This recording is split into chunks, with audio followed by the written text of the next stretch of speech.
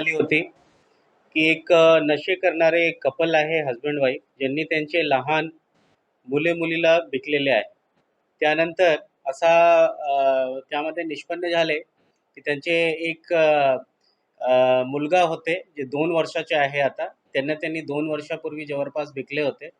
तसेच एक मुलगी होती, नवजात शिशु होते जवळपास 2 महिन्याचे.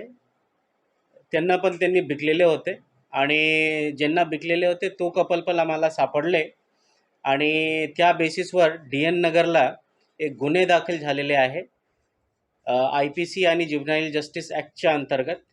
त्यानंतर आम्ही 3 जणांना अरेस्ट केले त्यामध्ये आणि पुढील तपासामध्ये असा निष्पन्न झाले की एक आंतरराज्यीय टोळी आहे जे मुलांचे खरेदी विक्रीचा व्यवसाय करतो.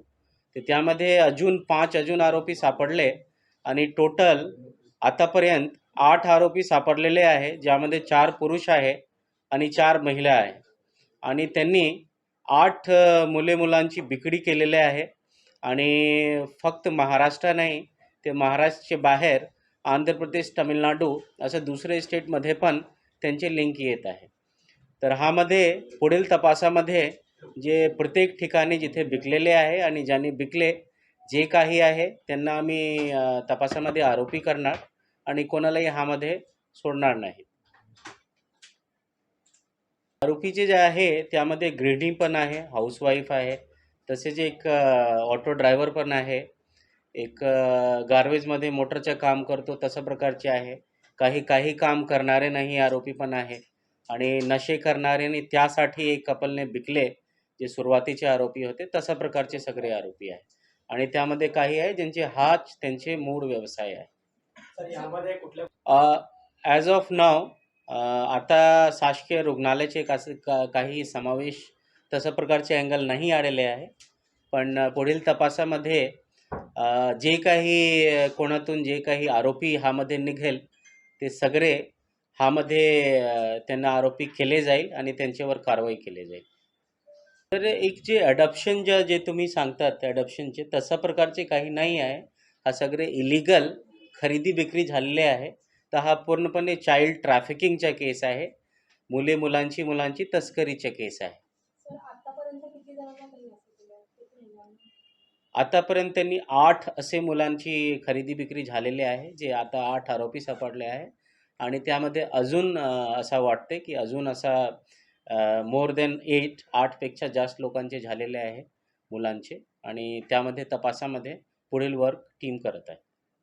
यूनिट 9 को एक इन्फॉर्मेशन मिली थी कि एक हस्बैंड वाइफ है जो नशा करते हैं और नशा के लिए उन्होंने अपने 2 बच्चों को बेचा है, जिसमें से एक अभी 2 साल का है और एक नवजात शिशु है जो करीब 2 महीने की है। तो जो 2 महीने की बच्ची को इन्होंने बेचा था वो मुंबई में बेचा था। उसे हमने आरोपी बनाया, उसको कस्टडी में लिया और जो इन दोनों ने बेचा था इसको भी कस्टडी में लिया। शुरुआत यहाँ से हुई और एक FIR डी.एन. नगर में रजिस्टर किया गया। उसके बाद आगे और भी इसमें आरोपी मिले और ऐसा पता चला कि एक ऑर्गेनाइज्ड रैकेट की तरह चल रहा है और इसमें बहुत सारे आरोपी इंटर स्टेट लेवल पे काम कर रहे हैं। तो इसमें टोटल अभी तक 8 आरोपियों की गिरफ्तारी हुई है और इन 8 आरोपियों के साथ करीब 8 ऐसे बच्चे थे जिनको बेचा और ख़रीदा गया है। आगे टीम इस पर काम कर रही है और इसमें महाराष्ट्र के अलावा बाहर दूसरे स्टेट में भी बच्चों की खरीदी बिक्री हुई है और इसमें संभावना है कि आगे और भी कई आरोपी इसमें आएंगे और जो भी इसमें जिनका भी रोल आता है उनको किसी को भी हमारी इन्वेस्टिगेशन टीम नहीं छोड़ने वाली है। सर ये बच्चे को किसको बेचते थे, जो बच्चे लेते थे वो लोग उन बच्चों का क्या करते थे?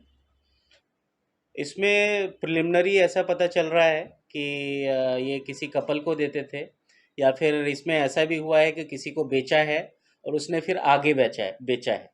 तो एक ऑर्गेनाइज्ड रैकेट है और जो बच्चों का उसमें वेलफेयर है डेफिनेटली वो भी संशयास्पद होता है कि आगे क्या हुआ। तो हमने एक को रिकवर किया तो उसको फिर जो बाल कल्याण समिति होती है उसके थ्रू हमने आगे का प्रोसेस किया और हमारा इसमें यही एम है कि जो बच्चे हैं वो रेस्क्यू हों जिनको गलत तरीके से जिनकी खरीदी बिक्री की गई है और साथ में जो भी आरोपी हैं, जो भी गैंग है, इंटरस्टेट रैकेट है, उसमें जितने भी लोग इन्वॉल्व हैं उन सबको हम केस में आरोपी बनाएंगे और अकॉर्डिंगली आगे का इन्वेस्टिगेशन। सर इन्हें ऑर्डर कौन दिया करता था बच्चा चोरी करने की, कैसे ये भी कांटेक्ट में थे जिनको बेचना था या फिर ये रेकी कर रहे थे, और जिनको चाहिए था उनसे भी कांटेक्ट हुआ था।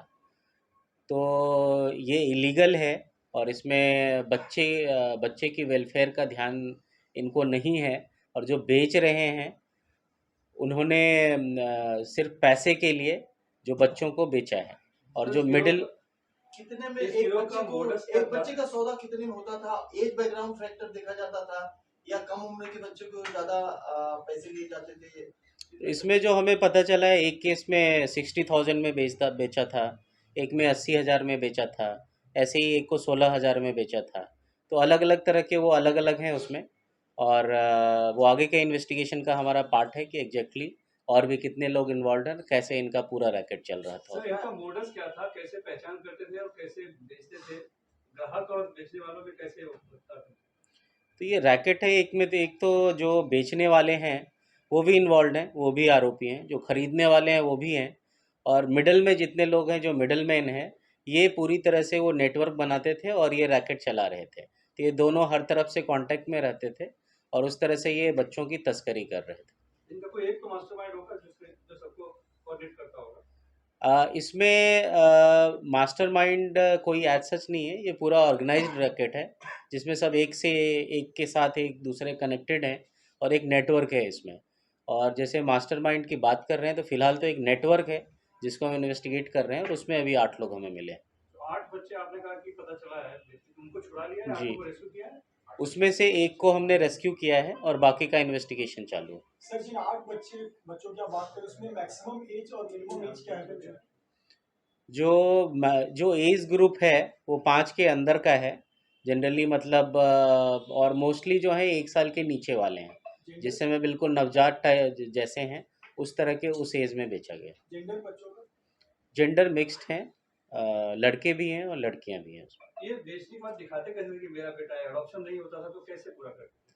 तो यही इसमें मुद्दा है कि ये पूरी तरह से इलीगल है, ये कहीं भी कुछ वो वैसा नहीं दिखा रहे हैं, और पूरे इलीगल तरीके से ये बच्चों की तस्करी हुई है, और प्योरली ये चाइल्ड ट्रैफिकिंग का मामला है।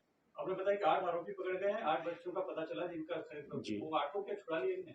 एक बच्चा उसमें हमने रेस्क्यू किया है और एक और का प्रोसेस चल रहा है। तो बाल कल्याण समिति के थ्रू प्रोसेस होती है, वो हम कर रहे हैं। 6-8 में से 2 के हुआ है जी। सर ऐसा कोई ट्रेन निकल कर आया कि अंतर्राज्यीय तो आपने बताया, लेकिन क्या बाहर बच्चों को फॉरेन में बच्चों को भेजा जाए, कब बेचा जाए, ऐसा कुछ भी इन्वेस्टिगेट करना है? वो भी हमारे इन्वेस्टिगेशन का पार्ट है। तो अभी हमारे स्टेट्स का पता चला है, दूसरे स्टेट्स में भी गए हैं। सर बाकी 6 बच्चों के बारे में क्या पता चला जो गायब हुए? वो लिंकेजेस में, जैसा मैंने बताया, एक नेटवर्क है जिसके थ्रू ये आगे आगे बेच रहे हैं, एक को बेचा और दूसरों को बेचा था, तो उसका हमारा इन्वेस्टिगेशन चल रहा है। हमारी टीम सारी जगह जा रही है, महाराष्ट्र और महाराष्ट्र के बाहर भी। सर आप कह रहे हैं कि बेचने वाला जो नशाखोरी करता था, लेकिन जो लोग खरीद रहे हैं उनका बैकग्राउंड क्या है, वो लोग क्या करते थे? उनका व्यवसाय वही है, बच्चों की तस्करी ही उनका व्यवसाय है, और ये ढूंढते थे कि कहाँ से खरीदना है और कहाँ बेचना है। इसका मतलब पुराने रिकॉर्ड है उनके कुछ ऐसे? इनके पुराने रिकॉर्ड हम देख रहे हैं, क्योंकि अभी तक जो हैं उनमें किसी का पुराना रिकॉर्ड नहीं आया है, और जो नए मिल रहे हैं उनका बाकी जगह भी हमें क्राइम रिकॉर्ड देखना पड़ेगा, अदर देन मुंबई और बाकी स्टेट्स में भी देखना पड़ेगा। सर बच्चों को चुरा कर भी बेचा गया है, ऐसी भी कुछ केसेस है? हाँ, वो अभी इन्वेस्टिगेशन का पार्ट है। 2 उसमें ऐसे हैं, 3 बच्चे ऐसे हैं जिसमें पता चला कि उसके पेरेंट्स के थ्रू ही बेचा था, और बाकी 5 जो है उसमें हम लिंक्स निकाल रहे हैं कि उनको कहाँ से मिला और कहाँ पे बेचा है।